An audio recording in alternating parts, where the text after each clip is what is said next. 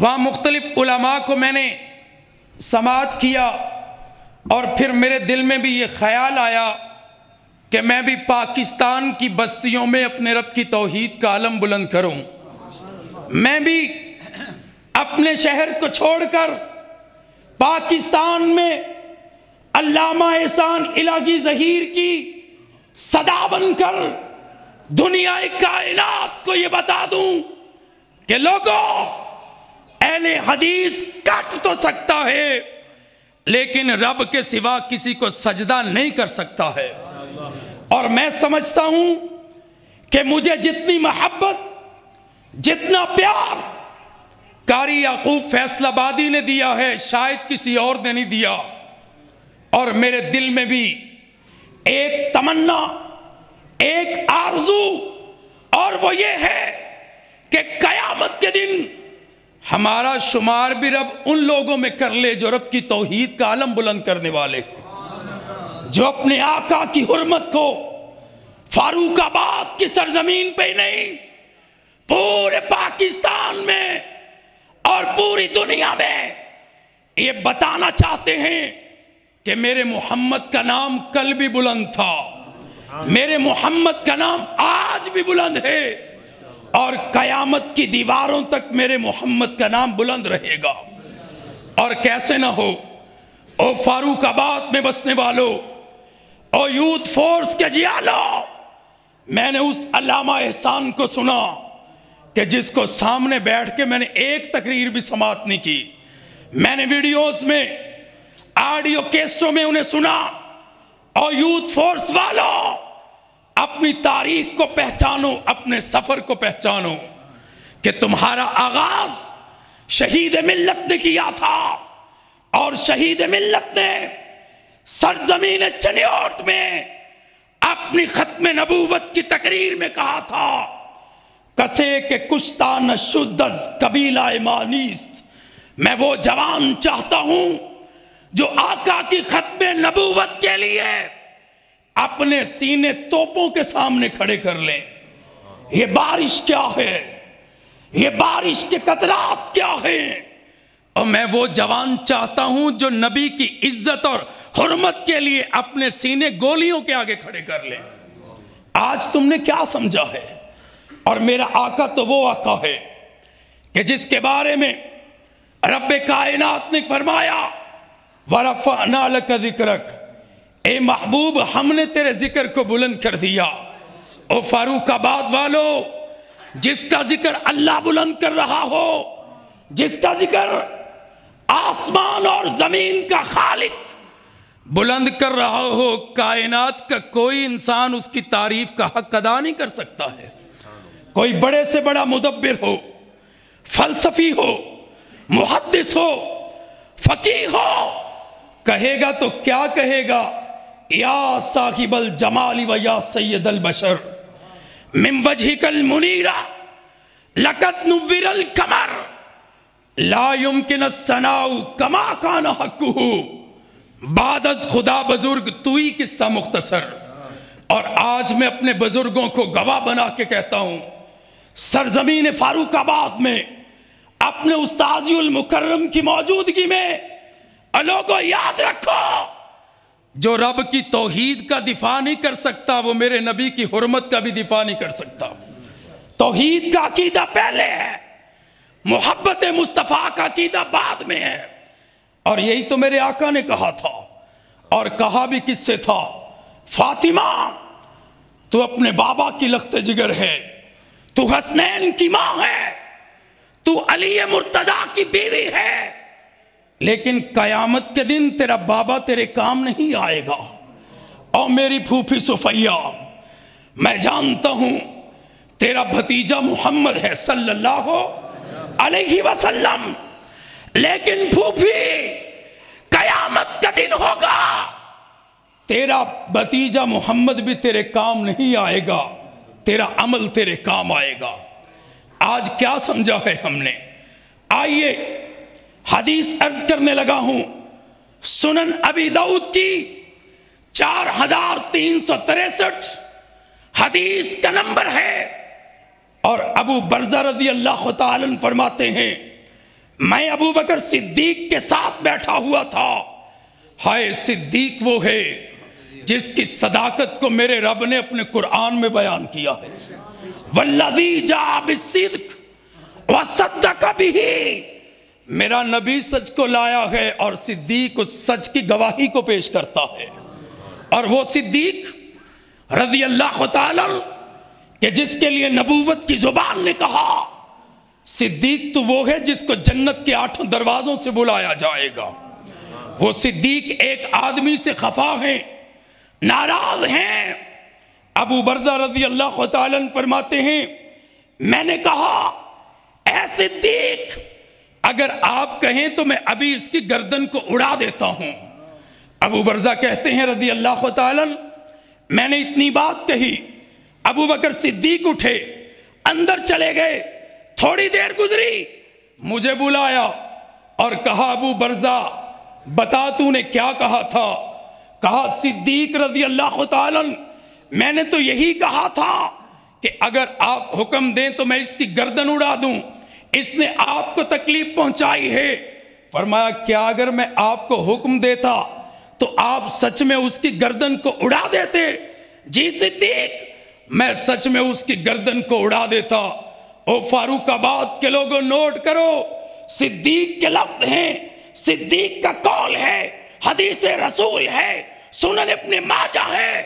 فرمایا واللہ ما کنت لبشر، فرمایا اللہ نے محمد کے بعد یہ مقام کسی انسان کو نہیں دیا ہے کہ محمد کا گستاخ واجب القتل ہے، ایک ہی سزا ہے کہ شاتم رسول کی گردن اس کے تن سے جدا ہے۔ اگلی حدیث نمبر 3461 سنن ابن ماجہ کی حدیث، راوی عبداللہ ابن عباس کا ایک صحابی ہیں، آنکھوں سے نبینے ہیں، لیکن قربان جاؤں میرے محمد کا صحابی ہے، جنت کا حقدار ہے، جس کو جنت کی ضمانت میرے آقا نے دی ہو۔ اور کیا کہا؟ اس نے اپنی لونڈی کو، اپنی بیوی کو قتل کر دیا۔ صبح ہو گئی، امام کائنات تک خبر پہنچی، میرے مصطفیٰ کریم علیہ السلام نے لوگوں کو اکٹھا کیا اور کیا کہا؟ فرمایا جس نے اس لونڈی کا قتل کیا ہے وہ مجمع سے اٹھ کے اپنے آقا و مولا محمد صلی اللہ علیہ وسلم کے سامنے آ جائے۔ وہ نابینا صحابی اٹھا، لوگوں کی گردنیں پھلانگتا ہوا میرے آقا کے پاس آیا، جسم پہ کپ کپی تاری ہے، لرزا، یا رسول اللہ میری لونڈی باندھی تھی، یا رسول اللہ میرے 2 خوبصورت اس سے بچے بھی تھے، لیکن وجہ یہ تھی کہ وہ میرے محبوب کو گالی دیتی تھی، وہ میرے آقا کی شان میں گستاخی کرتی تھی۔ یا رسول اللہ سب کچھ گوارا ہے، محمد کی عظمت پہ آنچ آئے مجھ کو گوارا نہیں ہے۔ فرمایا یا رسول اللہ میرے صبر کا پیمانہ لبریز، میں نے چھرا پکڑا، اس کے پیٹ پہ رکھ دیا، اس وقت تک چھوڑا نہیں جب تک وہ دنیا سے چلی نہیں گئی۔ آؤ اپنے حوالے کا ذمہ دار ہوں، میرے آقا نے اپنے صحابہ کی موجودگی میں کہا تھا اس کا خون رائے گاں ہے، اس کے خون پہ کوئی قصاص نہیں لیا جائے گا۔ اور لوگوں، اقبال شہر سیالکوٹ کا باسی جس نے میرے آقا کے بارے میں کہا تو کیا کہا؟ لوح بھی تو قلم بھی تو تیرا وجود الکتاب، گنبد آبگینہ رنگ تیرے محیط میں حباب، امی عائشہ صدیقہ طیبہ طاہرہ رضی اللہ تعالی عنہا جنہوں نے کہا تک کان خلقہ القرآن۔ اور لوگوں میرے محبوب کا خلق جاننا چاہتے ہو تو رب کا قرآن پڑھ لو۔ وہی معاشہ کہ جن کی پہلی تقریر میں نے خطیب ایشیا قاری عبدالحفیظ فیصل آبادی کی سنی، اور پورے پاکستان میں عظمت امی عائشہ کی دھوم قاری محمد یعقوب فیصل آبادی نے یوں دی کہ اہل حدیث کا بچہ سو بھی جائے تو اس کے کانوں میں ماں عائشہ کی عظمت کے ترانے گنگناتے ہیں. سماعتوں میں وَلَوْلَا إِذْ سَمِعْتُمُوهُ قُلْتُمْ مَا يَكُونُ لَنَا کی آیت گونجتی رہتی ہے، اور دنیا میں ہم یہ اعلان کرتے ہیں کہ رب کی توحید کے بعد عظمت میرے مصطفیٰ کی ہے، مصطفیٰ کے بعد عظمت اہل بیت کی ہے، اصحاب رسول کی ہے، اور اس کے بعد عزت اور عظمت اس کی ہے جو توحید کو مانتا ہے، رسالت کو مانتا ہے، صحابہ کو مانتا ہے، اور حرمت رسول کا سپاہی بن کر فاروق آباد کی سرزمین سے اٹھتا ہے اور بتاتا ہے کہ میرے محمد کا نام اونچا ہے، میرے محمد کی شان اونچی ہے، میرے محمد کی رفت اونچی ہے. اور کیسے نہ ہو، امام بغوی نے لکھا، یہ آیت اتری وَرَفَعْنَا لَكَ ذِكْرَكَ، اے جبرائیل بتا بلندی کیا، بالائی کیا، عظمت کیا. اے حبیب، اللہ نے آپ کے نام کو اپنے نام کے ساتھ جوڑ لیا ہے. کعبے میں آذان ہو، اشہد ان لا الہ الا اللہ، اشہد ان محمد رسول اللہ. فاروق آباد کی اس خدیجہ مسجد کے اندر آذان ہو، اشہد ان لا الہ الا اللہ، اور ساتھ ہی مؤذن کہتا اشہد ان محمد رسول اللہ. اللہ نے اپنے محبوب کے نام کو اپنے نام کے ساتھ جوڑ لیا ہے. اور دنیا کائنات کے لوگوں، ابو لہب جس نے میرے آقا کی گستاخی کی، کتاب البدایہ والنہایہ ابن کثیر کی کا غزوہ بدر میں وہ شامل نہیں ہوا. اپنی جگہ پہ اس نے آس بن حشام کو بھیجا. جب قریش کے سرداروں کے قتل کیے جانے کی خبر اس کو پہنچی، اللہ نے اس کو طاعون کی بیماری میں مبتلا کر دیا. 7 راتوں تک زندہ رہا. اللہ نے اس کو موت دے دی اور دنیا والوں کو بتا دیا کہ نبی کا دشمن دنیا میں جینے کا حق نہیں رکھتا ہے.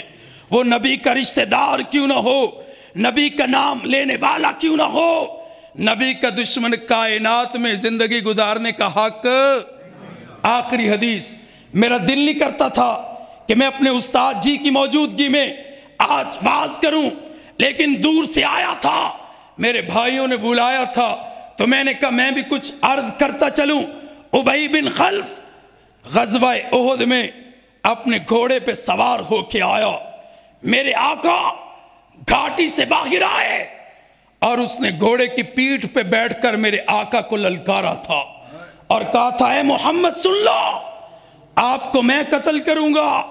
میرے آقا نے کہا تھا تم مجھے قتل نہیں کرو گے، میں اپنے رب کے حکم سے تمہیں قتل کروں گا.